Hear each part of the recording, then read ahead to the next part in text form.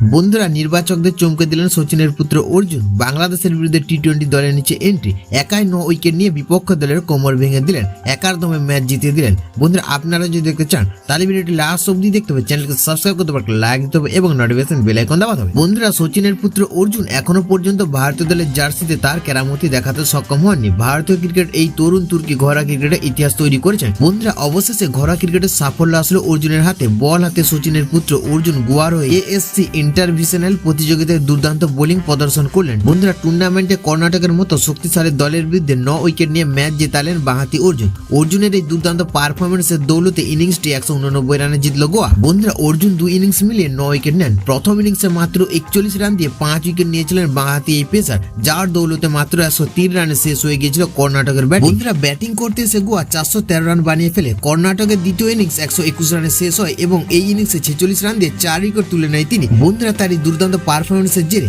গোয়া ইনিংসটি 189 রানে ম্যাচ জিতে নেয়। বন্ধুরা, অর্জুনের মারাত্মক পারফরমেন্সের পর বাংলাদেশের বিরুদ্ধে দলে সুযোগ পেতে পারেন অর্জুন। সূত্রের খবর অনুযায়ী বাঁহাতি বোলার হওয়ার কারণে অর্জুনকে জাতীয় দলে দেখতে পাওয়া যাবে। টি-20 ফরম্যাটে আইপিএলে মুম্বাই ইন্ডিয়ান্সের হয়ে 5টি ম্যাচ খেলেছিলেন অর্জুন, নিয়েছিলেন 3টি উইকেট। তাছাড়া টি-20 ফরম্যাটে অর্জুন 21 ম্যাচে 26 উইকেট নিয়েছেন। বন্ধুরা, এবার ওভার পিছু 8.61 রান দিয়েছেন তিনি। বন্ধুরা, সূত্রের খবর অনুযায়ী বাংলাদেশের বিরুদ্ধে তরুণ দলকে সুযোগ দেবে বিসিসিআই কর্মকর্তারা, আর এই পরিস্থিতিতে তার এই পারফরমেন্সের জেরে জাতীয় দলে দেওয়া হবে সুযোগ।